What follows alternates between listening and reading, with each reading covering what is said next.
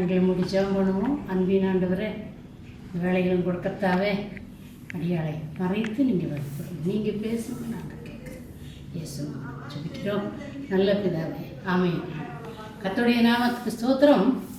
கடந்த வாரத்திலும் கூட ஒரு குழந்தை பற்றி பேசுனது நீங்கள் கேட்டீங்க. பலவிதமான வியாதிகளோடு துடிச்சிட்டு இருந்த அந்த தாயை கர்த்தர் உடைய வல்லமை அனுப்பும் பொழுது அது வேர்வையாக முழுசுமாக இறங்கி சுகப்பிரசவத்தை கட்டிட்டார். இன்றைக்கும் சந்தோஷமாக இருக்கிறாங்க வெளியூரில். கர்த்தருடைய நாமத்துக்கு சொல்கிறேன். அப்படிப்பட்ட காரியங்களை ஆண்டவர் நினைவுபடுத்தி நீ பேசும்போது என்னுடைய இஷ்டத்துக்கு பேசுறதில்லை. எனக்கு அந்த அறிவு ஞானம் அனுபவம்லாம் ஒன்றும் இல்லை. நான் வாழ்ந்து கொண்டு இருக்கிறது கர்த்தருக்காக. அது ஆண்டவருக்கு தெரியும். அதனால் உயிரோடு இருக்கிறேன். இன்றைக்கும் உங்களுக்கு முன்பாக மறுபடியுமாக செய்தியை கொடுக்க முடியாது. கர்த்தர் உதவி செய்த இது உங்களுக்கு பிரயோஜனமாக இருக்கும் சொல்லி நம்புகிறேன். என்னுடைய ஊழியத்தை நீர் அறிந்திருக்கிறீராண்டவரை. அதை பற்றி இப்போ நான் பேசுவதற்கு எனக்கு ஞானமுள்ள இருதயத்தை தான். மந்துகள், அதாவது ஆதிவாசிகள் வாழ்கிற காடுகளுக்கு பேர் தான் மந்து. அப்புறம் படுகர்கள் வாழ்கிற இடத்துக்கு அட்டி, அப்புறம் எஸ்டேட்டுகள், அதுக்கப்புறம் கிராமங்கள், இப்படி வட்டி தொட்டி எங்கே எல்லாம் இருக்குது அதெல்லாம் லீஸுலெல்லாம் யாரும் போக மாட்டாங்க அதிகமாக. அதிலெல்லாம் உள்ள மக்களுக்குள்ளே நான் சொல்வேன், லீஸில் பார்க்கும்போது படிப்பு இல்லை, அழகு இல்லை, அந்தஸ்து இல்லை, சொத்து சுகம் இல்லை, உயர்ந்த நிலையில் பட்டணம் இல்லை. ஆனால் அந்த பட்டணத்தில் இத்தனையும் தகுதிகள் உள்ள ஒரு மனுஷிக்கோ இருக்கிற அந்த இருதயம் இந்த ஏழை மக்களுக்கும் உண்டுங்க. கர்த்தர் முகத்தை, நம்மெல்லாம் முகத்தை பார்க்குறோம், தோற்றத்தை பார்க்குறோம், அது அந்தஸ்தெல்லாம் பார்க்குறோம். ஆனால் ஆண்டவராகிய கர்த்தர் இருதயத்தை பார்க்கிறோம். ஒன்றுக்கு உதவாத ஒரு தாவீதை பற்றி நமக்கு தெரியும், சொல்ல வேண்டாம். அப்போ இருதயத்துக்கு ஏற்றவன்னு சொல்கிறார். அப்படி இருதயத்தை பார்க்கறதுனால எனக்கு யாராச்சும் ரோட்டில் போகும்போது வீட்டுகளில் பிச்சை எடுக்கிறவர்கள் வருவாங்க. அவர்களை பார்த்து அவர்களுக்காக ஏதாவது கொஞ்சம் அதிகமாக கொடுத்து பேசுவேன். ஏன்னா அம்மா அப்படிங்களாம்மா, ஆமாம்மா நான் காணும். அப்போ ரோட்டில் உட்காந்துட்ருக்கிறவங்களெல்லாம் பார்த்து தோஸ்தரம்மா அப்படிம்பாங்க. ஐயப்பன் கோயில் வாசலில் உட்காந்துருப்பாங்க, மாரியம்மன் கோயிலில் வாசல் இருப்பாங்க. இந்த தோஸ்தரம்மான்னு எல்லோரும் என்னை திரும்பி பார்ப்பாங்க. எனக்கு தெரியுங்க, நான் தகுதிகளை பார்க்குறதில்ல. அந்த பிச்சைக்கார ஒன்றும் இல்லாதபடி இருக்கிற அதுக்குள்ள ஒரு அழகான இருதயம் இருக்குது. அந்த இருதயத்தை தான் இன்றைக்கும் ஓடிட்டுருக்கேன். அந்த இருதயத்தை பார்த்து தான், அந்த இருதயம் ஆண்டவருக்கு தேவை. மனுஷன் முகத்தை பார்த்தா ஆண்டவர் சொல்கிறாரு, உன் காசு பணம் சொத்து சுகையெல்லாம் ஊழியத்துக்கு நீ கொடுக்குற, அதை காட்டிலும் இருதயத்தை கொடுக்க மாட்டேங்கிறியே. அதனால் இருதயத்தை நீ கொடுன்னு சொல்லி ஆண்டவர் கேட்குறார். அந்த இருதயம் எனக்குள்ளேயே ஆண்டவர் சொல்லியிருக்கேன், இருதயத்தை நான் பார்க்குறேன், நீ பேசு அப்படின்னு. இங்கே கொலக்கொம்பை அப்படின்னு ஒரு எஸ்டேட் இருக்குதுங்க. மஞ்சக்கொம்பையில் இங்கே ஒரு விசேஷம். அது ஒரு இந்துக்களுடைய புண்ணிய ஸ்தலம்னு சொல்லுவாங்க. அதை தாண்டினா கொலக்கொம்பை. அதுக்கப்புறம் இந்த கொலக்கொம்பைங்கிற எஸ்டேட் இருக்குது. அந்த எஸ்டேட்டில் காலையில் வேலைக்கு போவாங்க. அதாவது டீ எல்லாம் பறிச்சுட்டு அதுலேயே நிறைய அதிகாரிகள் இருக்கிறாங்க. இப்போ அதில் சிலர் எங்கிட்ட வருவாங்க, ஊட்டிக்கு வருவாங்க. ஊட்டிக்கு வந்து ஜெபம் பண்ணிட்டு போவாங்க. அதில் அதிகமாக சமமாக வருவாங்க. ஒரு பக்கத்தில் ஆண்டவரை ஏற்றுக்கொண்டவங்க, ஒரு பக்கத்தில் ஆண்டவரை அறியாதவங்க கூட கூட்டிகிட்டு வருவாங்க. நீங்கள் வாங்க, இவ்வளோ கஷ்டப்படுறீங்க, வாங்க வந்து பாருங்கள், அப்படியா அப்படின்ட்டு வரோம். அப்படி ஒரு அம்மா வந்தாங்க. அந்த அம்மா ஆண்டவரை முழுசுமாக ஆண்டவரை ஏற்றுட்ருக்காங்க. எப்படியோ இளம் வயதிலேயே ஏற்று அந்த இருதயத்தில் ஆண்டவர் அப்படியே இருக்கிறார், தங்கி இருக்கிறார். நம்ம எந்த பிரச்சனை வந்தாலும் அதை மேற்கொள்றதுக்கு பல காரியங்களை ஆண்டவர் சொல்லி தருவார். அதுபோல் விழாக்களில் போனாலும், குடும்பங்களில், பண்டிகைகளில் தினம் கணவர் வந்து கொஞ்சம் கூட ஆண்டவர் நம்பாதவர், ஏற்றுக்கொள்ளாதவர். என்ன இந்த அம்மா சொல்லி பார்த்து கடைசியில் விட்டுட்டாங்க. அவரும் அதை அனுமதிக்கிறது இல்லை. அம்மா அங்கங்கே போகிறது தெரியாமல் திருட்டுத்தனமா அங்கங்கே வந்துடுறார். அவங்க வந்து எஸ்டேட்டில் வேலை செய்கிறவங்க. அந்த ஐயாவும் ஒரு மாதிரி மொரட்டு குணம் உள்ளவர். அவங்களுக்கு சண்டை வராத வழி அம்மா தினமும் ஜெபம் பண்ணிக்குவாங்க. ஆண்டவரை இன்றைக்கு இவருடைய இருதயத்தை தொடுன்னு சொல்லிட்டு அவரை அதிகமாக இது பண்ணுறதில்ல, தொந்தரவு பண்ணுறதில்ல. ஆனால் வாழ்ந்துட்டுருக்குறாங்க. ஆனால் கொஞ்சம் கூட சொல்லுவாங்களா, ஏதாவது ஒரு பிரச்சனை வீட்டுக்குள்ளே வந்துச்சுன்னா அவர் திட்டு வரான். இதெல்லாம் உன்னால தான், அந்த இயேசுவை நீ வணங்கிட்டு இருக்கிறீல்ல, அதனால தான் தெரிஞ்சுக்கோ, என் மூலமாக எந்த கஷ்டம் வராது, உன்னால தான். நீ வந்து பீரோவுக்குள்ள புடவை எடுத்து பார்த்தா அந்த பீரோ அந்த புடவைக்குள்ள பைபிள் வச்சுட்டு இருக்கிற, அப்புறம் அதை எடுத்து போட்டால் இன்னொரு பக்கம் வைக்கிற. இதெல்லாம் அப்படி திருட்டுத்தனமா நீ அவரை திருட்டுத்தனமா வணங்கணுமா எந்த கடவுளையும்? அதனால தான் நம்முடைய குடும்பத்தில் பிரச்சனைகள் குறைவுகள்னு சொல்லிட்டு சத்தம் போட்டு போவாராம். தூக்கி எறிஞ்ச பைபிளை மறுபடியும் அந்த அம்மா எடுத்து முத்து கொடுத்து இன்னொரு பக்கம் இதுதான் வாழ்க்கை. அவங்க எங்கிட்ட வரும்போது ஒரு தடவை சொன்னாங்கம்மா, எல்லா பக்கமும் போகிறீங்களே, எங்கள் எஸ்டேட்டுக்கு நீங்கள் வாங்க ஒரு நாளைக்கு அப்படின்னு. அப்போ ரொம்ப நாள் கேட்டுட்டு இருந்தாங்க. அடிக்கடி வேலைக்கு போகிறவங்க லீவு கிடச்சுன்னா இல்லைன்னா ஒரு லீவ் போட்டு இப்படி வருவேன்.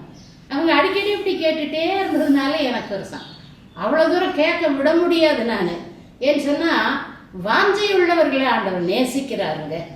வாஞ்சி இல்லாதவர்கள் 10 கற்பனைகளை ஒரு கற்பனை, நாமத்தை வீடியிலே வழங்காதிருப்பாய். அதுக்கு பல அர்த்தங்களை வேத வல்லுநர்கள் மற்ற விசுவாசிங்க ஊழியக்கார் சொல்லுவாங்க. ஆனால் நான் சொல்கிறது சும்மா அனாவசியமாக கேட்காதவர்கள்ட்ட போய் சொல்லிட்டு இருக்கிறத விட வேற யார்ட்டையாச்சும் ஆண்டவர் நேசிக்கிறவங்கள்ட்ட சொல்லுவேன் நான். இது என்னுடைய பழக்கம். அதனால நான் சொல்வேன், ஆண்டவருடைய நாமத்தை வீடிலே எதுக்கு இதெல்லாம் சொல்லுங்க, கேட்டுட்டு வேலையை பார்த்துட்டு போ. அப்போது உள்ளுக்குள்ளே ஜெபம் பண்ணுவேன் அவங்களுக்காக. அது என்னுடைய தேசத்துக்காகவே நான் ஜெபம் பண்ணுறேன். அப்போ தனிப்பட்ட மனிதர்களுக்காக, அறியாதவர்களுக்காக. பஸ்ஸில் உட்காந்தேன்னா இந்த பஸ்ஸில் இருக்கிற எல்லாத்துக்கும் பேர்லாம் செலவு போட்டாண்டு இங்கே இருக்கிற டிரைவர், கண்டக்டர், பேசஞ்சர் எல்லாரையும் வச்சு ஒரு திருவிழா. இப்போ எங்கள் ஊரில் நிறையா கூட்டங்கள் நடக்கும். அதாவது ஃப்ளவர் ஷோ அப்படின்ட்டு வருஷத்தில் ஒரு தடவை லட்சக்கணக்கான பேர் வர்றாங்க. நான் உள்ளே போவேன். உள்ளே போயிட்டு நான் ஒரு இடத்துல உட்காந்துக்குவேன். என் பிள்ளைகளெல்லாம் அங்கங்கே சுற்றி பார்ப்பாங்க.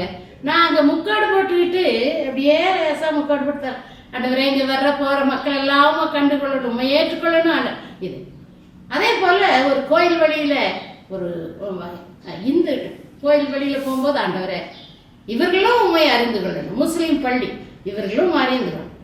இது மாதிரி நினைக்கிறீங்களா? கிறிஸ்தவங்களுடைய சர்ச்சு, ஆவிக்குரிய சர்ச்சு, மற்ற சபைக்கெல்லாம் இந்த வழியில் போகும்போது, ஆண்டவரே இங்கே இருக்கிற பேர் கிறிஸ்தவர்களையும் பண்டிகை கிறிஸ்தவர்களையும் சந்தியாண்டவர் உண்மை கிறிஸ்தவர், இதே என்னுடைய வழக்கம். அப்போ இந்த அம்மா கூப்பிட்டுட்டே இருக்கும்போது, சரிம்மா வர்றேன். அம்மா சொன்னாங்க, எங்கள் வீட்டுக்காரரை பற்றி எங்கள் எல்லாத்துக்கும் தெரியும், அதனால அவர் ஊருக்கு போகிறார். 2 நாள் கழித்து ஊருக்கு போகிறாரு. அவங்க அம்மாவை பார்க்கறக்கு எப்படி 2 நாள் ஆகும். அதனால் நீங்கள் வந்தீங்கன்னா எங்கள் வீட்டில் ஒரு ஜெப கூட்டம் நடத்திட்டு இங்கே போங்க, எனக்கு பெரிய சந்தோஷம். சாயங்காலமாக வந்துடுங்க. நான் வேலைக்கு போயிட்டு மத்தியானம் சொல்லிவிட்டு நான் வந்துடுறேன் ரெடியாக. அதே போல் அவங்க மத்தியானத்தில் ரெடியாக வந்துட்டு எல்லாம் ரெடி இருக்கிறாங்க. அப்போ நாங்கள் போனோம். நாங்கள் 9 மணி 6:30 ஆயிடுச்சு. அப்புறம் அங்கே போனால் கதவு திறந்துருக்குது, பாயெல்லாம் போட்டிருக்குறாங்க. நாங்கள் வரிசையாக லைன் இருக்கோம். எஸ்டேட்டில் இருக்கிறவங்களுக்கு தெரியும், அதை பாடின்னு சொல்லுவாங்க. அதனால் அந்த வேலை செய்கிற லேபர்ஸுக்கு அப்படி வீடாக 7 வீடு அப்படி 6 வீடு அப்படி கட்டி விட்டுருப்பாங்க. அதில் வேலை செய்கிறவங்க அதில் குடியிருப்பாங்க. அப்போ அந்த வீடை போய் திறந்துருக்குது. நாங்கள் மற்றவங்க எல்லாம் வேலைக்கு போயிருக்காங்க. யாரும் இல்லை, வயசானவங்க, இந்த குழந்தைகளை பார்த்துட்டு இருக்கவங்க உட்காந்துட்ருக்காங்க. அவங்கெல்லாம் போகிறோம். இவங்க உள்ளே போன உடனே போட்டிருக்காங்க. ஒரு 6:30 மணி இருக்கும். ஐயோ, எங்களை பார்த்த உடனே அந்த அம்மாவுக்கு பெரிய சந்தோஷம். அப்புறம் வாங்க அப்படின்ட்டு எல்லாரும் அங்கே எங்களுக்கு ரொம்ப சந்தோஷம். நான் போய் வேதத்தில் வாசிக்கிறோம். ஒரு வீட்டுக்குள்ளே போகும்போது இந்த வீட்டுக்கு சமாதானம் அப்படின்னு நீ சொல்லு, அப்போ அந்த வீட்டுக்கு சமாதானம் வரும். அப்படி இல்லைன்னா அது திரும்பங்கிட்டே வரும். இது என்னுடைய எல்லா நாளும் பழக்கம். உள்ளே போன உடனே யார் எங்கே போனாலும் உள்ளே செல்வை போட்டுட்டு இவர்களுக்கு சமாதானம் வரட்டும், இல்லைன்னா அந்த வீடுகளை அந்த இடத்த ஆசீர்வதிக்கிட்டு தான் உள்ளே போகும். உள்ளே போன உடனே சரி எல்லாரும் வேலையிலெல்லாம் பைபிளு, பாட்டு புக்கு, அப்புறம் இந்த இந்த தேவரி, அந்த இன்னொரு தேவரி இருக்கும், இதுக்குள்ள கொண்டுட்டு போய் பெரிய ட்ரம்மெல்லாம் மியூசிக் எல்லாம் இதை வச்சுக்கிட்டு அங்கே பாட்டு பாடுறது, எல்லாரும் தட்டி பாடுறது. அதனால் 4 ஜென்ஸு 4 லேடிஸு போய் உள்ள எல்லாத்தையும் எடுத்து வச்சு சந்தோஷமாக உட்கார. எங்களை விட அந்த அம்மா கதை விட நாங்கள் இது போல் நிறையா கூட்டங்களுக்கு போகிறோமில்ல, அது எங்களுக்கு அது சர்வம் தினம் செய்கிறோமே, கடவுள் எங்களுக்கு கொடுத்து. ஆனால் அவங்களுக்கு அது பெரிய ஆச்சு. உட்காந்து ஒரு 5 நிமிஷம் பேசிட்டுமா எப்படி இருக்கீங்க, அவர் எங்கே ஊருக்கு போயிட்டாருங்க, அவர் 2 நாள் ஆகும் அவங்க அம்மா வீட்டுக்கு, அதனால எனக்கு பயம் இல்லை. அதனால இல்லைன்னா அவர் ஒத்துக்கிறதில்ல, ஆண்டவரையே நம்புறதில்லை, தினம் தொடங்குனா சண்டை வரும்னு சொல்லிட்டு நான் வாய் மூடிட்டு இருப்பேன். அதனால இன்னைக்கு சந்தோஷமா ஜெபம் பண்ணலாம் அப்படின்னு சொல்லிட்டு ஒரு 1/2 மணி நேரம் ஆயிடுச்சு. எடுத்து ஒரு 7 மணி இருக்கும். எடுத்து எல்லாத்தையும் வச்சுட்டு பாட்டுகளை செலக்ட் பண்ணுறோம். இந்த பாட்டு பாடலாம், அந்த பாட்டு பாடலாம். அதுக்கப்புறம் பைபிள் இதை வாசிக்கிற ஒவ்வொருத்தட்டும் ஒவ்வொன்று கொடுக்குறேன் நான். நீங்கள் பைபிள் வாசிங்க, நீங்கள் சாட்சிகளை வந்தவங்க உங்கள் சாட்சிகளை இவங்களுக்கு தெரியணும் சொல்லு அப்படின்னெல்லாம் தொடங்கி ஒரு ஜெபம் பண்ணினேன் நான். ஏசப்பா அப்படின்னு கதவு தட்டினாங்க யார். அப்போது அந்த அம்மா சொல்லிச்சு, யார் நேரத்தில் கதவு தட்டி, அவர் வரமாட்டார், அவர் ஊருக்கு போயிட்டாரு, ஒரு வேளை பக்கத்தில் வருவாங்க போல் இருக்குது, திறக்கலாமா வேண்டாமா, அவங்க கடவுளுக்குள்ளே இருந்தாங்கன்னா பரவாயில்லன்னா சொல்லி கொடுத்துருவாங்க, எங்கள் வீட்டுக்கார் வந்து அதனால இல்லை அப்படின்ட்டு உட்கார்ந்த வண்ணமாகவே அந்த அம்மா யார் அது அப்படின்னு கேட்ட உடனே அவங்க கொஞ்ச நேரம் ஆச்சு. மறுபடியும் யாரு அப்படின்னு கேட்ட உடனே என்ன யாருன்னு கேட்குற, நான் தான் புருஷன், கதவை தர, ஏன் கதவை சாத்திட்டு இருக்கிறேன். நடுங்குது அந்த அம்மா. நாங்களும் எங்களுக்கு என்ன மடன்னு எல்லாத்தையும் எடுத்து வச்சு எங்கள் பேக்கில் எடுத்து வச்சுட்டு எந்திரிச்சு கிளம்பிட்டோம். கிளம்பின உடனே போகிறோம். பின்னால் சமையல் ரூம் கதவு, கதவு வழியே எல்லாம் விழுந்து அடிச்சு அப்படி இன்னமும் அதை கொஞ்சம் லேட் பண்ணி போய் கதவை திறந்த உடனே கடைசியாக ஒருத்தர் போயிட்டு இருக்கிறோம். நாங்கள் பார்த்த உடனே நான் என்னது என்ன பாயலாம் போட்டிருக்கேன், என்ன பண்ணிட்டு இருக்கேன், யாரு ஒருத்தர் இல்லைங்க இல்லையே, பார்க்குற யாரோ போகிறாங்க.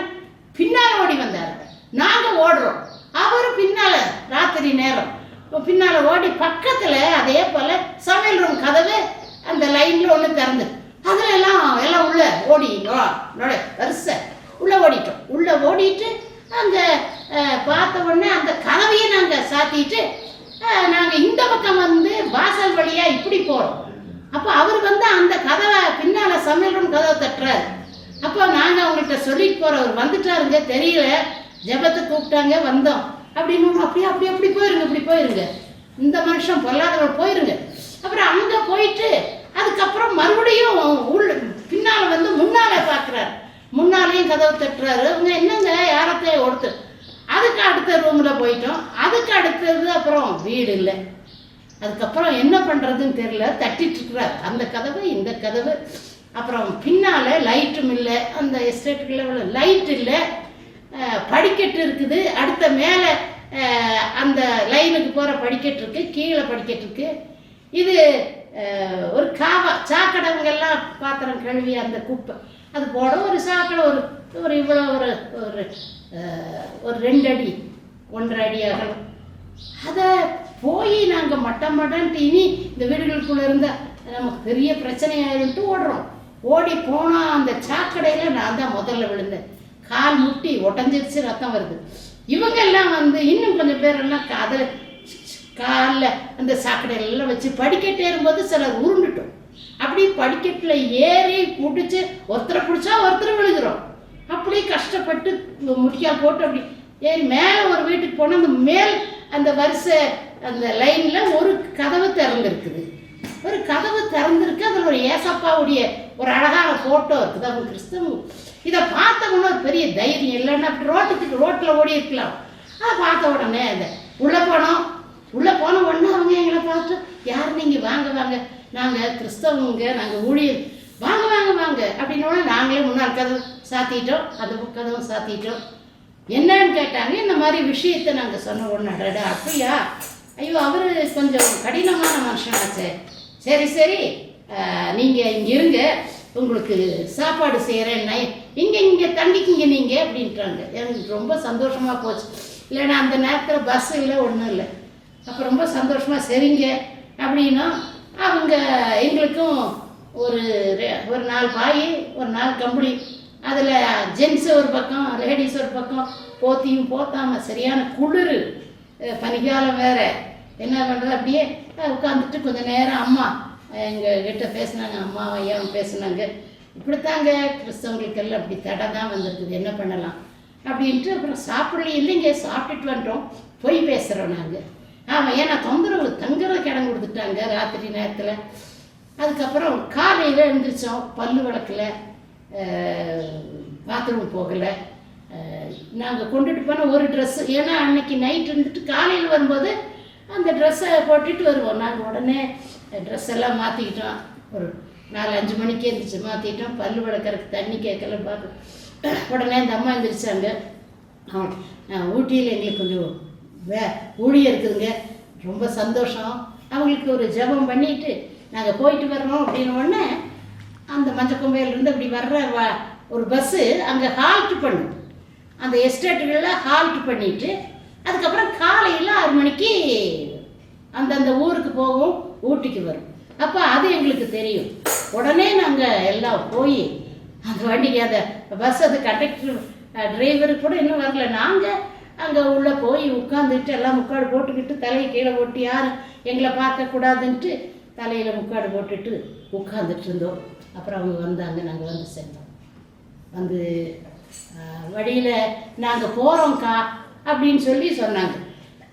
நான் சொன்னேன், ஐயோ போக வேண்டாம், மேலே தானே நம்ம கோட்டட்ஸ், கவர்மெண்ட் கோட்டட்ஸில் தான் நான் அங்கே இருந்தோன்னு சொன்னோம்ல, கலெக்டர் ஆஃபீஸ் மூலம் வேலை செய்கிறதுனால. அப்போ இங்கே தானே வீடு இருக்குது, வாங்க, ஒரு மேடு ஏறுனா தீர்ந்துச்சு அப்படின்னு சொன்னால் கட்டாயமாக இல்லை உங்களுக்கு கஷ்டம், ஐயோ கஷ்டமாக வாங்க அப்படின்ட்டு கூட்டிகிட்டு வந்து அவங்கள உட்கார வச்சு, நம்ம வீட்டில் இருக்க அந்த அம்மா கணேசம்மா டிஃபன் பண்ணிடுங்க அப்படின்னு ஒன்று, பண்ணிடுறேன் அப்படின்னு அவங்க பண்ணுறதுக்குள்ளே இவங்க டாய்லெட் போய் பாத்ரூம் போய் முகம் கழுவி அப்புறம் பல்லு விளக்கி துணி எல்லாம் மாற்றிட்டு உட்காந்தாங்க. உட்காந்து எல்லாரும்க்கு டிஃபன் கொடுத்துட்டு அதுக்கப்புறம் எனக்கு மனசுக்குள்ளே ஒரே வேதனை, படன்னு இருக்குது. எனக்கு ரொம்ப சங்கடமாக இருக்குது. அதுக்கப்புறம் போயிட்டு வர்றோம் அப்படின்ன உடனே அவங்க கையை பிடிச்சிட்டு, லேடிஸ் கையை பிடிச்சிட்டு, பின்னால் ஜென்ஸு, என்னை மன்னிச்சிருங்க, எனக்கு இப்படி தெரியல, இதில் நான் என்னுடைய அனுபவம் நிறையா இருக்குது, நான் இப்படி எல்லா பக்கமும் அவமானப்பட்டிருக்கிறேன், துரத்தி இப்படியெல்லாம் நாங்கள் வந்திருக்கோம். ஆனால் நீங்கள் பாவம் உங்களை கூட்டிகிட்டு போயிட்டு நாங்கள் உங்களை அவமானப்படுத்திட்டோம், கஷ்டப்படுத்திட்டோம் ராத்திரி, அதனால வருவீங்களா? இனி என்ன அப்படி சொல்கிறீங்க? பெரிய பெரிய ஊழியக்காரரு அங்கே இங்கே இருக்கிற சாட்சிகளெல்லாம் ஊழியக்காரர் அவங்க தான் அந்த சாட்சிகளை சொல்லியிருக்கிறாங்க. அதை பார்க்கும்போது எங்களுக்கு ஆச்சரியமாக இருக்குது.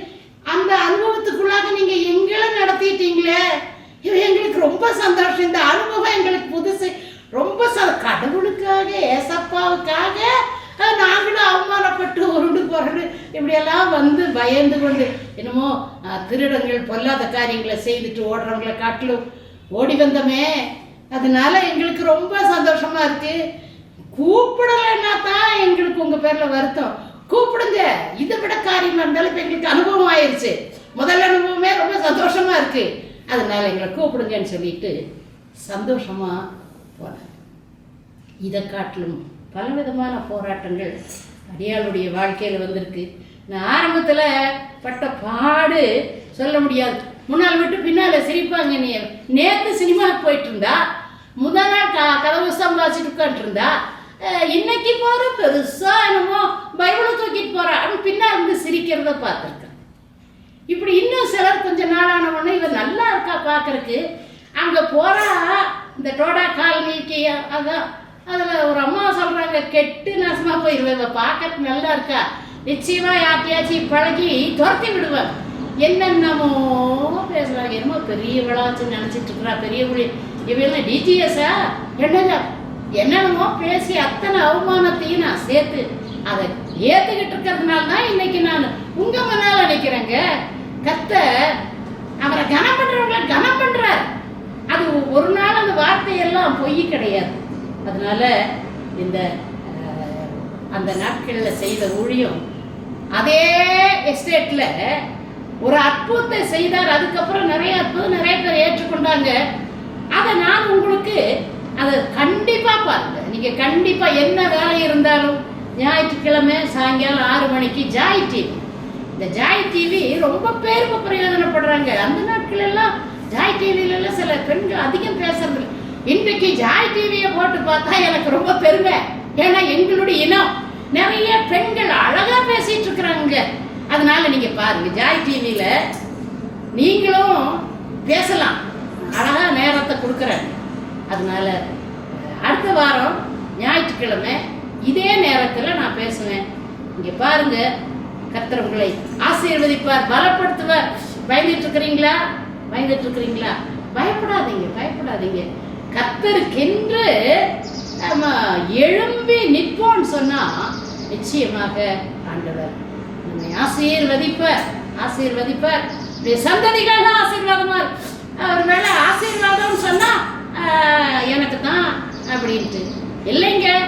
அந்த வருங்கால சந்ததிகள் எல்லாம் உங்களுக்கே ஞாபகம் இருக்காது, அந்த அளவுக்கு அவர்கள் எல்லாரும் ஆண்டவரை நேசிச்சு அவர்கள் எல்லாரும் கர்த்தர் ஆசீர்வதிப்பார். ஆசீர்வாதங்கிறது ஆண்டவரை நேசிக்கிற அந்த ஒரு நபருக்கு மாத்திரமல்ல, அது தொண்டு தொட்டு வரும். இப்போ எங்க தாத்தாவெல்லாம் ஆண்டவரை கிராமத்தில் இருந்தவர் உச்சி குடுமி போட்டுட்டு இருப்பாராம், வேஷ்டி கட்டி தார்பாச்சி கட்டிட்டு இருப்பாரு, ஒரே ஒரு துண்டு தான் போட்டிருப்பாராம். அவர் நல்ல வசதியோட தோட்டமெல்லாம் தோப்பெல்லாம் இருந்தது. ஆனா ஒரு மிஷினரி ஒரு வெள்ளக்கார் வந்து அவர்கிட்ட சொல்லும் போது அவர் ஏத்துக்கிட்டு இன்னைக்கு நாங்கெல்லாம் ஆண்டவருடைய ஊழியம் செய்யறோம். அந்த தாத்தா, நான் இன்றைக்கும் கைலாசத்தின் தேவனே சோத்தரிக்கிறேன், சாராளின் தேவனே, ஆபிரகாமின் தேவனே, பரிபூர்ணத்தின், இதெல்லாம் எங்க அம்மா அப்பா எங்க தாத்தா பாட்டி சொல்லி தினம் ஜெபம் பண்றோம். நம்ம வீட்டுல எல்லாத்துக்கும் தெரியும். அதனால ஏன் அவங்களுக்காக நன்றி சொல்றோம், அவங்கனாலதான் இன்னைக்கு இங்க நின்றுட்டு இருக்கிறோம். அதனால கர்த்தருடைய நாமத்துக்கு ஸ்தோத்திரம். நீங்களும் அதே போல நீங்க செய்கிற ஊழியங்கள் உங்களோட மாத்திரம் போறதில்லை, அநேகருக்காக உங்களையும் கர்த்தர் ஆசை. என்ன உங்களுடைய வாழ்க்கையில பிரச்சனை, போராட்டங்கள், நிந்தைகள், அவமானம் அத்தனையும் ஆசீர்வாதமா மாற்றுவார் சார். எந்த இடத்துல தலை குனிஞ்சமோ, எந்த இடத்துல நான் அப்படிலாம் பேச தலை குனிஞ்சிட்டு போ, அந்த இடத்துல எல்லாம் என்ன ஆசீர்வச்சு வாங்கன்னு என்ன கூப்பிட்டுருக்காங்க, அறிமுகப்படுத்திட்டு இருக்காங்க. நான் அந்த கோட்டர்ஸ்ல இருக்கும்போது நோட்டிட்டு போறீங்களா, அங்க போங்க, அங்க ஜெபம் பண்ணாங்கன்னா நடந்து வருவீங்க. அப்படிப்பட்ட ஆசீர்வாதத்தை ஆண்டவர் கொடுத்துருக்காங்க. இன்ன வரைக்கும் நான் ஊழியம் செய்யறேன், இன்ன வரைக்கும். ஆனா வருஷத்துல ஒரு தடவை ஒரு 10 நாள் நான் எனக்கு பலவிதமாக வரும். அது ஒண்ணு ஜனவரியில வரும், இல்லைன்னா டிசம்பர்ல வரும். இந்த வருஷம் வந்துட்டு போயிடுச்சு, ஜனவரி மாசத்துல 5ஆம் தேதிக்கு மேல. ஆனா பாதுகாக்கிறார். அவ்வளவுதான், டாக்டர் சொல்லிட்டார், அவ்வளவுதான் முடிஞ்சிருச்சுன்னு. சுய நினைவு இல்லாதபடி ஆண்டவர்கிட்ட கேட்டுட்டே கண்ண மூடிட்டேன், என்னை எடுத்துக்காதீங்க. இதுதான் என்னுடைய ஜெபம். கொஞ்சம் ஞாபகம் வந்துச்சுன்னா ட்ரிப்ஸ் இறங்கிட்டு இருக்கும், ஆக்சிஜன் போட்டுட்டு இருப்பாங்க. ஐயா என்னை எடுத்துக்காதீங்க, உங்க ஊழியத்தை செய்யணும். உண்மையா சொல்றேன், இந்த வருஷத்துல அது முடிஞ்சிருச்சு. இந்த வருஷம் முழுவதும் எனக்கு பயம் இல்லை. அப்படி வந்தாலும் பயம் இல்லை, கர்த்தர் என்னோட கூட இருக்கிறார். ஒரு வசனத்தை நம்ம வாசிப்போம், சங்கீதம் 91. இந்த 91 சங்கீதம் நமக்கு தெரியும். எப்ப நமக்கு எல்லாரும் படிக்க தொடங்கணும். 91 11 12 நான் வாசிக்கிறேன். 11 12வது வசனம், 91 சங்கீதம் 11 12. உன் வழிகளில் எல்லாம் உன்னை காக்கும்படி உனக்காக தம்முடைய தூதர்களுக்கு கட்டளையிடுவார். உன் பாதம் கல்லில் இடராதபடிக்கு அவர்கள் உன்னை தங்கள் கைகளில் ஏந்தி கொண்டு போவார்கள். பாதங்கள் இடரை விழுந்து குடியில பள்ளத்துல கேரல் ரவுண்ட்ஸ்க்கு ஒரு தடவை போய் மேட்டில் இருந்து அப்படி கீழே விழுந்துட்டு அடுத்த தோட்டத்துக்கு இப்படி எல்லாம் காக்குறாராங்க, கை கால் புரியாம நான் அப்படியே தான் இருக்கிறேங்க. அதனால பகல்ல இரவில் உண்டாகும் பயங்கரத்துக்கும் பகலில் பறக்கும் அம்புக்கும் இருளில் நடமாடும், இப்படி இத்தனை காரியம். இந்த சங்கீதத்தை நம்ம ஏன் வாசிக்கிறோம்? எல்லாருக்கும் தெரியும் இந்த சங்கீதம், குழந்தைகள் இருந்து தெரியும். அது உண்மைங்க. இந்த சங்கீதத்தின்படி நம்ம ஆசிரியர் கொரோனா வந்த சமயத்திலிருந்து இந்த சங்கீதத்தை எல்லாரும் வாசிக்க ஆரம்பிச்சாங்க. அது உண்மைதான். அதேபோல இன்றைக்கு நடக்கிற ஒவ்வொரு காரியங்களையும் ஜனங்கள் பார்க்கும் பொழுது இது வேதத்துல சொல்லி இருக்கிறது அப்படின்னு சொல்றாங்க. அது உங்களுக்கு தெரியும். ஆமா, இப்படியா அங்கங்க நடக்கிற உலகமெல்லாம் நடக்கிற அத்தனை பூகம்பம், பூமி அதிர்ச்சி, கொள்ளை நோய், பஞ்சம், பெருவெள்ளம், சுனாமி, நிலநடுக்கம், நிலம் சரிவு, பாறை விழுகுது, மரம் விழுகுது, எத்தனையோ காரியங்கள், வியாதிகள், பயங்கரமான வியாதிகள், இவைகளெல்லாம் வரும்போது யாரை பார்க்கிறோம்? எந்த புஸ்தகத்தை பார்க்கிறோம்? பைபிளை பார்க்கிறாங்க. இது இயற்கை. அதனால சும்மா மிகைப்படுத்துறது இல்லை. அதனால கர்த்தருடைய நாமத்துக்கு ஸ்தோத்திரம். எங்களை பாதுகாத்தவர் அதே எஸ்டேட்ல செய்த அற்புதங்களை அடுத்த வாரம் இதே நேரத்தில் ஞாயிற்றுக்கிழமை சாயங்காலம் 6 மணிக்கு பாருங்க. அரை மணி நேரம் தான் கர்த்தர் அங்கே செய்ததை சொல்வேன். உங்களுக்கு ஆச்சரியமா இருக்கும். நீங்களும் ஆண்டவரே நமக்கு ஜெபம் பண்ணுவோமா? அன்பின் ஆண்டவரே, எழுந்து நிற்போமா? கைகளை ஆண்டவருக்கு நோக்கி நீட்டுவோமா? எசப்பா, குறைவுகள் இருக்கா உங்க வாழ்க்கையில? ஒரு முறை ஒரு அம்மா சொல்லிச்சின்னு பேசின குறைவுகளை வச்சுக்குங்க, குறைவுகளை உள்ளத்துல வச்சுங்க. இது அது அது எல்லாவற்றையும் ஆண்டவர் இந்த நேரத்துல வருகிறார். அவர் வந்துட்டு இருக்காரு, வந்து கொண்டிருக்கார், வந்து விட்டாருங்க. நீங்க கேக்குறீங்கல்ல, அவர்கள் கூப்பிட்டா தான் அவர் வருவார். இப்ப நம்ம மனசார கூப்பிட்டு எப்படி கூப்பிடுறோம்? தனிமையாக இல்ல, ஒருமனப்பட்டு ஒரு குழுவாக, சின்ன வீட்லயோ பெரிய வீட்லயோ பட்டணத்திலேயோ கிராமத்திலேயோ எஸ்டேட்டுகள்லயோ எந்த வீடுகளாக இருந்தாலும் நீங்க எழுந்து நிற்பீங்கன்னா, ஆண்டவரை நோக்கி கையெடுப்பீங்கன்னா, உங்க குறைவுகள் எல்லாம் நிறைவாக்கும்படியாக ஆண்டவராகிய கர்த்தர் வந்திருக்கிறாருங்க. இது சத்தியம். அனைவருடைய வாழ்க்கையில் இப்படி நடந்து கொண்டு இருக்கிறது. என் வாழ்க்கையிலையும் அப்படித்தான் நடந்துச்சுங்க. நன்றி ஆண்டவரை. வெறுத்தவர்கள் எல்லாம் நேசிப்பாங்க, இல்லாததெல்லாம் எல்லாவற்றையும் ஆண்டவர் நிரப்புவார். பாத்திரங்கள் நிரம்பி வழியுங்க. பயப்படாதீங்க, செய்து பாருங்க. அதை நிரம்பி வழியறதுல நீங்க மற்றவங்களுக்கு கொடுப்பீங்க. அப்படிப்பட்ட ஆசீர்வாதத்தை ஆண்டவர் தந்து கொண்டிருக்கிறார். தந்து உங்க பிள்ளைகளை ஆண்டவர்கிட்ட நினைக்குங்க, பிள்ளைகளை பிடிச்சிக்குங்க. அங்க வரும்போது உங்க பிள்ளைகளை காப்பக்கம் நிறுத்திக்குங்க. அப்பா இந்த குழந்தை, அப்பா என்னுடைய கணவர், அப்பா என்னுடைய மனைவி, என்னுடைய பெற்றோர், அல்லேலூயா தோத்தரிக்கிற ஒவ்வொருவரையும் ஆசீர்வதித்து நாமத்தை மகிமைப்படுத்துங்க. எல்லா துதிகர மகிமையெல்லாம் நீர் எடுத்துக்கொள்ளும். இயேசு மூலம் ஜெபிக்கிறோம் நல்ல பிதாவே. ஊழியங்களை உங்கள் ஜெபத்தினாலும் உதாரத்துவமான காணிக்கைகளினாலும் தாங்கும்படி பட்சமாய் கேட்டுக் கொள்கிறோம்.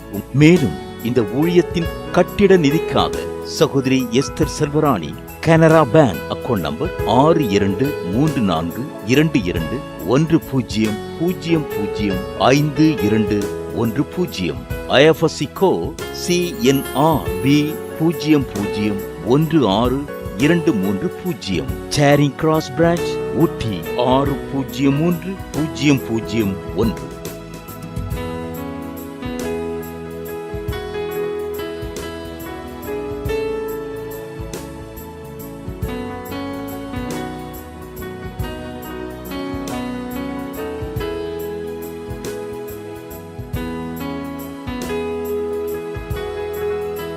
உங்கள் காணிக்கைகளை நீங்கள் அனுப்ப வேண்டிய எங்கள் வங்கி விலாசம்: Deborah good news ministries, Indian bank account number 6072895776, IFSC code IDIB 00U019, சேரிங் கிராஸ் பிரான்ச் ஊட்டி 603001.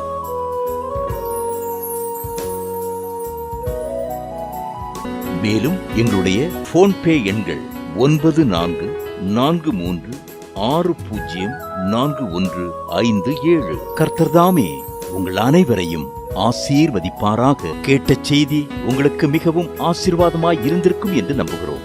அன்பானவர்களே, உங்கள் ஜெப தேவைகளுக்கும் மேலும் ஆலோசனைகளுக்கும் நீங்கள் தொடர்பு கொள்ள வேண்டிய எங்கள் விலாசம்: சகோதரி எஸ்தர் செல்வராணி, இரக்கத்தின் வாசல் இயேசு ஊழியங்கள். செல்போன் 944360041577.